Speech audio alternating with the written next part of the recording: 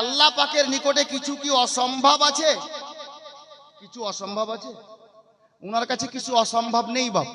উনি যদি চাইতেন তাহলে উনি ডাইরেক্ট নিজের বান্দা বান্দিকে বলে দিতে পারতেন যে পৃথিবীর মানব জাতিরা শোনো, আমি তোমাদের সৃষ্টিকর্তা, আমি তোমাদের রব, ইয়াক ওয়াহদাহু লা শারীক। কিন্তু আল্লাহ তাবারাক ওয়া তাআলা পরওয়ারদিগারে আলম নিজের পরিচয় নিজের বান্দা বান্দিকে ডাইরেক্ট দেননি। কিভাবে দিলেন? তো কোরআন বলতেছে কুল হুয়াল্লাহু আহাদ, হে মাহবুব আপনি বলে দেন যে খোদা এক। তাহলে বুঝা কি গেল? আল্লাহ তাবারাক ওয়া তাআলা নিজের বান্দা বান্দিকে সৃষ্টি করার পর নিজের পরিচয় দিচ্ছেন নবীর মারফতে, নবীর ওসিলাতে, নবীর মাধ্যমে।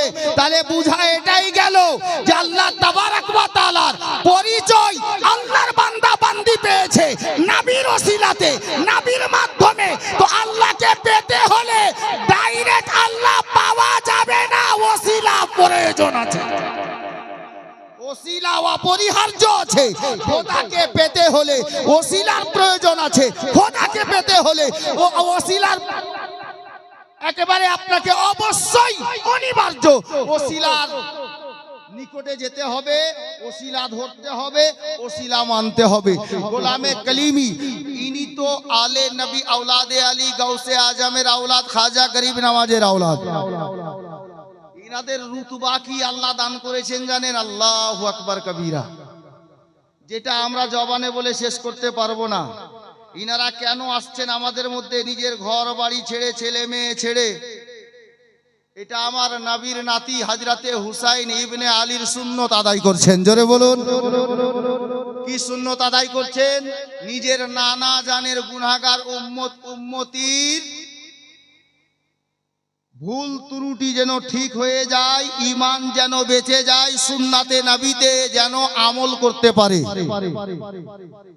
আরো একটু পরিষ্কার করি যে ইনারা এই জন্যই আসছেন যে আমার নানার উম্মতি যেন জাহান্নামী না হয়, জান্নাতি হয়ে যায়।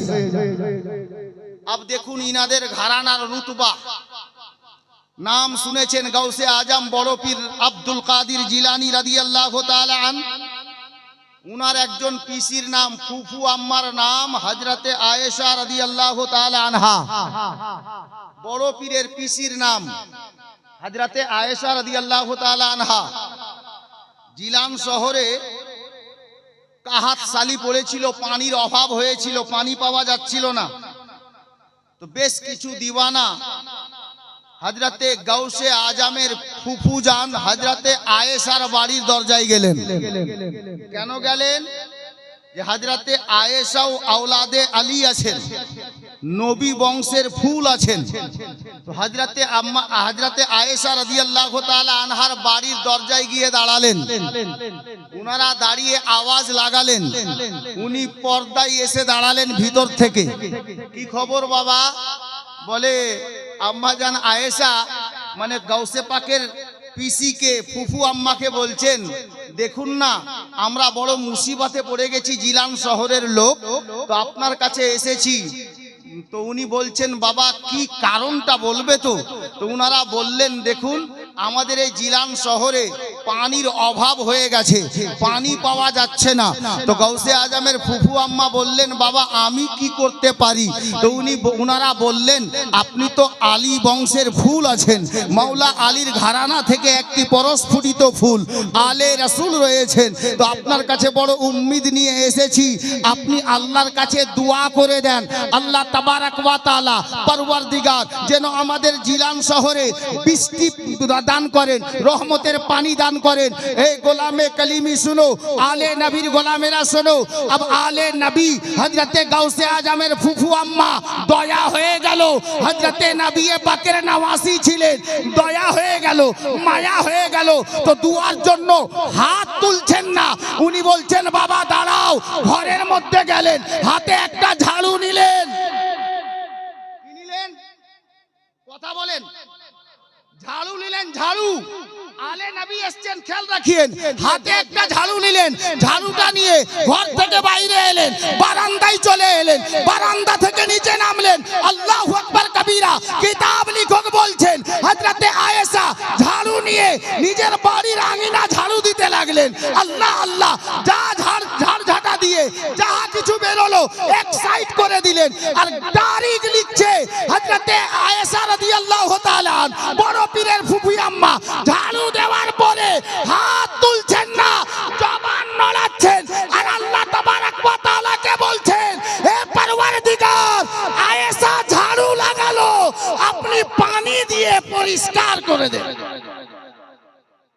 আয়েশা বলছেন, হে পরওয়ারদিগার, আয়েশা ঝাড়ু লাগালো, আপনি পানি দিয়ে পরিষ্কার করে দেন। এতটুকু বলা ছিল, গাউসে আজমের ফুফু আম্মার আল্লাহর রহমতের বৃষ্টি এমন বর্ষিত হলো যে জিলান শহর পানিতে একেবারে পরিপূর্ণ হয়ে গেল। জোরে বলুন। হযরতে গিরামি বিরাদরানে ইসলাম, এ তো ওই গাউসে আজমের আওলাদ বসে আছেন, আলে নবী আওলাদে আলী বসে আছেন। আল্লাহু আকবার। গাউসে আজমের শাহজাদা বসে আছেন। তো গাউসে আজমের বাড়ির কারামাত দেখেন। ফুফু আম্মা যদি আল্লাহকে ডাক দিয়ে বলেন, পরওয়ারদিগার, ঝাড়ু দিয়েছি, পানি দিয়ে ধুয়ে দেন, তো আল্লাহর রহমত বর্ষিত হয়, পানি দিয়ে পরিষ্কার করে দেন এবং পানি আপনার আল্লাহ পাক দান করে দেন। গোলামে কলিমি, আব চলুন ঠিক এই মতো কারামাত। এর পূর্বে আমি বলেছিলাম হযরতে সৈয়দনা মুর্শিদনা সৈয়দ খাজা মাসউদে মিল্লাত মাদ্দাজিল্লাহুন নুরানির দাদা জান সৈয়দ মোহাম্মদ হুসাইন উর্ফ দুলহা মিয়া কলিমি কথা মনে পড়ে গেল। আমি হয়তোবা বলতাম না, অন্য কোনো প্রোগ্রামে বলতাম, তবে দিওয়ানা শুনুন। আজ সরকারে কলিমি হুজুর সরকার মাসউদে মিল্লাত আমার পীর ও মুর্শিদের খাস নিগাহে করম, সত্যিকারে আজ দুদিন আগে যখন আমি ওই পার থেকে এই পারে আসলাম, ওই পারে গেলাম, তো আমি দেখলাম আল্লাহু আকবার কবীরা কলিমি শাহজাদা। আচ্ছা বলেন, লোহার সোনা কি চিনবে? ও লোহা চিনে, তাই না? তো হুজুর মাসউদে মিল্লাত কি, এটা আপনি আর আমি কি চিনবো? যিনারা চিনেন ওনারা ঠিক জানেন। যখন ওই পারে টোপে গেলাম, বর্ডার ক্রস করলাম, তো বর্ডার ক্রস করা মাত্রই বুঝতে পারলাম আশিকে কলিমি বলে কাকে, আশিকে কলিমি বলে কাকে।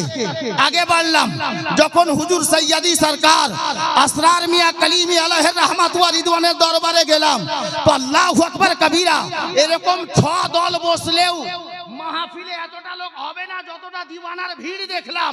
তো প্রত্যেকটা লোকের মুখে একটাই কথা ছিল, আমি গুনাহগারকে জিজ্ঞেস করছিল, বলছিল, মাওলানা আমাদের পীর ও মুর্শিদ কি আমাদের মধ্যে আসবে না? আমরা কি উনার দামানে হাত না দিয়েই কবরে যাব? এটাই যে উনাদের জবান থেকে শুনছিলাম। কিছু দিওয়ানার চোখের পানি দেখে তো নিজেকে থামতে পারা গেল না।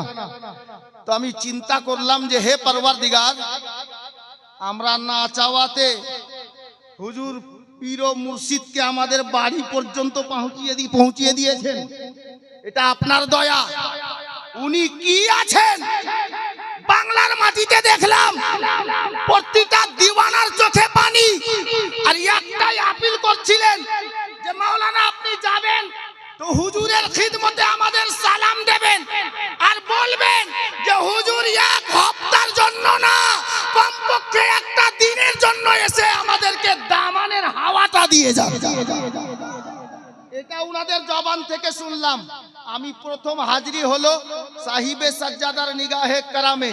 তো ওই দরবারে যখন হাজিরি দিলাম, আল্লাহু আকবার, আমার মন বলছিল যে আমি মিরানপুরেই দাঁড়িয়ে আছি। আমি অনেক বড় কথা বলতে যাচ্ছি বাপ, আমার মন বলছিল মিরানপুরেই দাঁড়িয়ে আছি। হাজিরি হয়ে গেল, প্রোগ্রাম শেষ হলো, দোয়া শেষ হলো, আল্লাহু আকবার কবীরা, দাঁড়িয়ে গেলাম মাজার শরীফের বাইরে কিছু বেশ মুরাব্বি এলো। হুজুর আসরার মিয়া কালিমি আলাইহির রহমাত ওয়া রিদওয়ানের খাস একজন গোলাম, যিনি খাদিম হিসাবে ওখানে থাকতেন, উনাকে পাশে পেলাম। নাম জিয়া কালিমি। জিয়া কালিমি, জিয়াকে বললাম, ভাই জিয়া যান, আপনি একটু বলুন তো হুজুর আসরার মিয়ার হায়াত তো আপনি বহুদিন পেয়েছেন, উনি কেমন আল্লাহর ওলি ছিলেন? হে গোলামে কালিমি শোনো। উনি বলতে লাগলেন, হে মাওলানা শোনো, আপনি তো বাংলা থেকে এসেছেন। হুজুর আসরার মিয়া কালিমি আলাইহির রহমাত ওয়া রিদওয়ান একবার এই বাংলাদেশ থেকে চেয়েছিলেন যে আমি সরকারে মদিনার দরবারে হাজিরি দিতে যাব। তো গোলামে কালিমি শোনো, আমার মন বলল জিয়া তারপর কি হলো? তো জিয়া বলতে লাগলো, এ মাওলানা শোনো, যখন হুজুর আসরার মিয়া আলাইহির রহমা নিজের আব্বা জান সৈয়দি মুর্শিদি সৈয়দ খাজা মোহাম্মদ হুসাইন উর্ফে দুলহা মিয়ার দরবারে আরজি পেশ করলেন, আব্বা যদি হুকুম পাওয়া যায় তো সরকারে মদিনার দরবারে হাজিরি দি, তো দুলহা মিয়ার জবান থেকে বেরোচ্ছে, এই আসরারে মিল্লাত মদিনা যাওয়া লাগবে না, বাংলাদেশে মদিনা বানিয়ে নাও, সরকারে মদিনা তোমার কাছে হাজির হয়ে যাবে।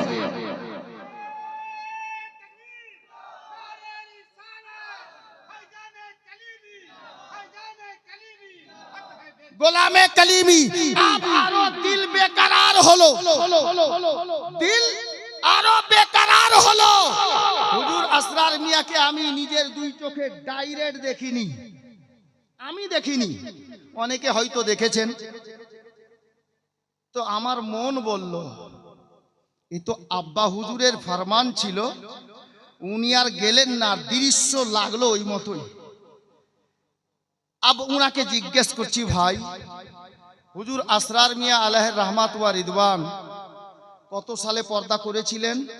তো উনি বললেন 2004 সালে। 2004 সালে। 1998 সালে, অনেক বড় কথা বাপ, দিল থেকে শুনেন, 1998 সালে হুজুর আসরার মিয়া কালিমি আলাইহির রহমাত ওয়া রিদওয়ান নভেম্বর মাসে বাংলাদেশের একজন মাস্টার মশাই, হুজুর খুব ভালোবাসতেন উনাকে, ডাকলেন, কাছে বসালেন, আর উনি বললেন যে মাস্টারজি শুনো, আমি আর তোমাদের মধ্যে বেশি দিন থাকবো না, দুনিয়া থেকে বিদায় নেব, তো আমার মাজারটা এই দেউতাতে হবে। কালিমি গোলাম শুনো, আমার মাজার এই দেউতাতে করে দিও। নির্দেশ দিচ্ছেন, দেউতাতে মাজার হবে, উনি থাকবেন না। বলে দিলেন যে আমি 98 পরে পরে দুনিয়া ছেড়ে দেব, এতটুকু বলে দিলেন। মাজার কেমন হবে উনি ইন্তেকালের পূর্বে নকশা এঁকে দিলেন, যে এই মতো আমার মাজারের ডিজাইন বা নকশা হবে। আমি তাজ্জুব হলাম, কেমন আল্লাহর ওলি ইন্তেকালের পূর্বে নিজের মাজারের ডিজাইন বলে দিলেন যে আমার কবর এখানে হবে, আমার মাজারের ডিজাইন এটা হবে। তো জিয়া বলছে, মাওলানা এখন কি তাজ্জুব হয়েছেন, একটু আর দাঁড়ান, 2 মিনিট আর শুনেন। আমি বললাম, ভাই বলো। বলতে লাগলেন, মাওলানা 1998 এর শেষে উনি নভেম্বর মাসে বললেন যে আমি 98 এর পরে পরে বিদায় নেব, আর 98 এর শেষ মাসে ইন্ডিয়ার বুক থেকে খানকাহে হুসাইনিয়া কালিমিয়া মিরানপুর কাটরা শরীফ এর সজ্জাদা নসীন পীরে তরিকত রাহে রাহবারে শরিয়ত সৈয়দি মুর্শিদি সৈয়দ খাজা মাসরুর মিয়ার ফোন বাংলার মাটিতে এলো। ফোন আসলো মিরানপুর থেকে বাংলাদেশে, হুজুর আসরার মিয়া কালিমির দরবারে। এটা আমার খুশনসিবি, যেই ফোন উনি ওখানে রিসিভার ইস্তেমাল করতেন, ব্যবহার করতেন। আমি গুনাহগার জিয়ারত করে এসেছি, দেখে আসলাম যে এই ফোন, এই রিসিভার। তো জিয়া ভাই বলতে লাগলেন, ফোন আসলো মিরানপুর থেকে, কে ফোন করেছিলেন? বলে হুজুর মাসরুর মিয়া কালিমি ফোন করেছিলেন। আব মন চাইলো জিয়া ভাই বলুন না উনাদের আলোচনা কি হয়েছিল। আলোচনা কি হয়েছিল? বলে এতটুকু তো বলতে পারবো না যে আলোচনা কতটুকু হলো, তবে এটা বলতে গ্যারান্টি পারবো। কি বলতে পারবে? বলে হুজুর আসরার মিয়া কালিমি আলাইহির রাহমা ফোন রেখে দেওয়ার পর আবার ওই মাস্টারকে ডেকে পাঠালেন। মাস্টার হাজির হলো, আরো কয়েকটা দিওয়ানা হাজির হলো, একজন হাজি সাহেব হাজির হলেন। আর হুজুর আসরার মিয়া কালিমি বলছে, এই আমার ভক্তরা শোনো, আমি বলেছিলাম 98 এর পরে পরে বিদায় নেব। এই 98 থেকে নিয়ে আজ তোমাদের মধ্যে এলান করে দিচ্ছি, আমি আর 6 বছর ইন্তেকাল করব না, আরো 6 বছর বেঁচে থাকবো।